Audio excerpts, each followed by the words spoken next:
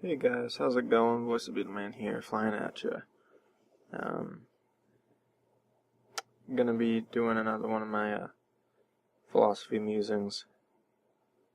Um, Today it's on the topic of Mereological Nihilism. And I'm just kind of... It's funny actually, I read recently one of my old journals, and I don't journal regularly, but I have kept sort of journals, sparse journals in the past, off and on. And I found one from 2012 to 2013 that had a few entries in it, and it was funny because I was talking about mereological nihilism in a few of the entries in it, and I was talking about how it's entirely unconvincing to me, the case for mereological nihilism. And it's just interesting because now I find myself very close to a mereological nihilism, or at least I was, about a month ago. And then I started thinking about it again, and this time from a more epistemic take instead of a metaphysical or ontological take. And I'm not so sure now. I'm kind of moving away a little bit, and kind of putting it on the back burner, I think, for the time being. But it's interesting. I still like it. I still really like mereological nihilism. It's just there's some issues and some other options that seem to not necessarily be more plausible, but just seem interesting enough, at least for me to kind of put mereological nihilism on the back burner. I've never fully committed. I've never said I've never claimed to be a mereological nihilist. But I certainly like it in a lot of ways. For those of you guys who don't know, mereological nihilism is the denial that composite objects exist as ontological entities. So basically, there is no such thing as an entity that exists which is made up of components or subparts. So, for instance, mereological nihilists would say that tables and chairs do not exist. Rather, what exists is a fundamental simple, they call it, a quote-unquote simple, a fundamental element that is arranged in a way that we identify as what we call a quote-unquote table or quote-unquote chair, or, a TV screen or computer or whatever. These are all just forms of simples, formations of simples, structures of simples that we identify in a certain way. But they're not actually ontological objects in and of themselves. Like I said, I like that view in a lot of ways. I think that it makes sense a lot in a lot of ways, and I think there's good arguments for it. I'm not going to go over those here. This is just kind of my musings on, or rather, not even too much musings. It's a little bit of musings. It's just kind of me rambling, but I think that mereological nihilism, I think it's I don't know. I guess some of the issues that I have with it that have kind of been issues is can you describe a person as a mereological simple? So what is a person? Whatever the fundamental component for personhood would be a mereological simple, would be a foundational thing. And because I'm an idealist and an anti-realist to some degree or another, I think that it can have some interesting implications. There could be some sort of, the simples could be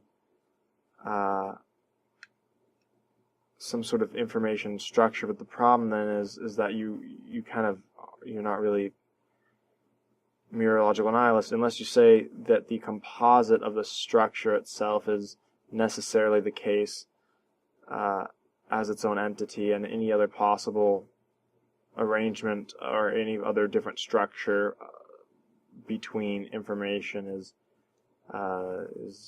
not possible. I don't know. It's kind of at that point it gets fuzzy, it gets strange, and so I don't know. It's interesting. I'm really struggling with this whole idea currently of being and entities existing as foundational substances at all.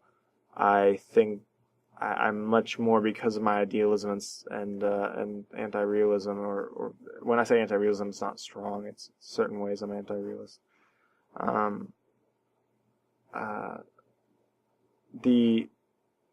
It seems that being itself and entities itself are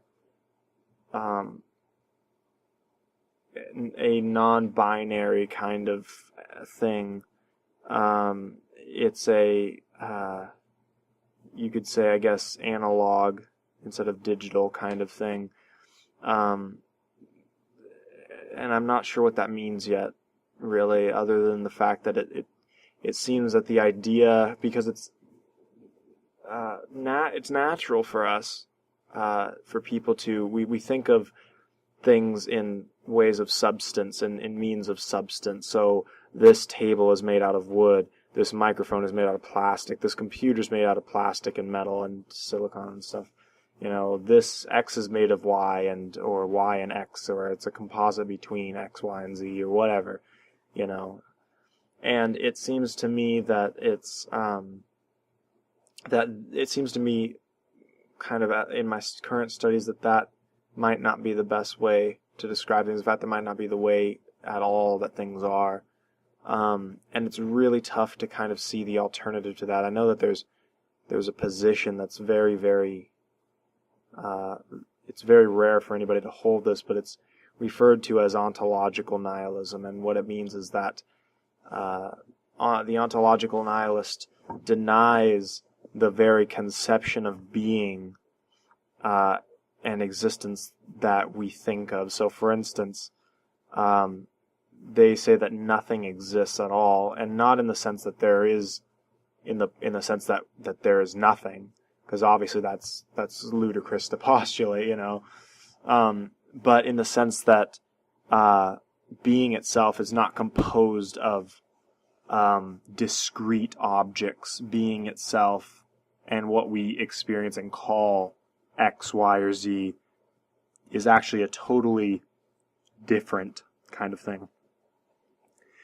And I'm not sure what it is. I'm not sure. It's kind of like process philosophy, I'm definitely not a process philosopher or anything like that. I'm not a ontological nihilist by any means at all. I think there are proper entities that are subjects. I'm uncomfortable, or not even uncomfortable, I'm just unsure of the idea and the terminology, maybe, that of substance, of this substance and that substance, making things up.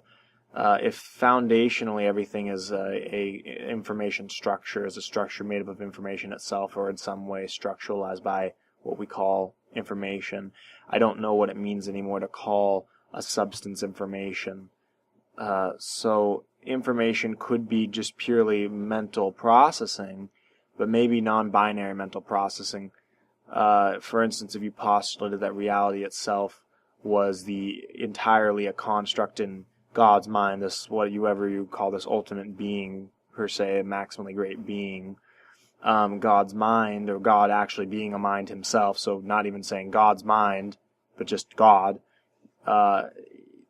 this ultimate mind might not be digital or binary. It might not operate on foundationally true, false in the proper sense, or 1010. It might operate more of in a kind of an analog way of fluctuations.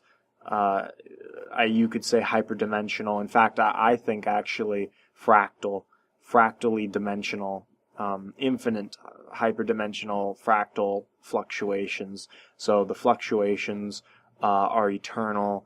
There are fluctuations that are foundationally zeroth dimensional all the way up to infinite dimensional, and everything in between to your fractal dimensions and that kind of thing, where it's just, no matter where you zoom in, there's an infinite amount of complexity, an infinite amount of information flowing out and flowing in to itself.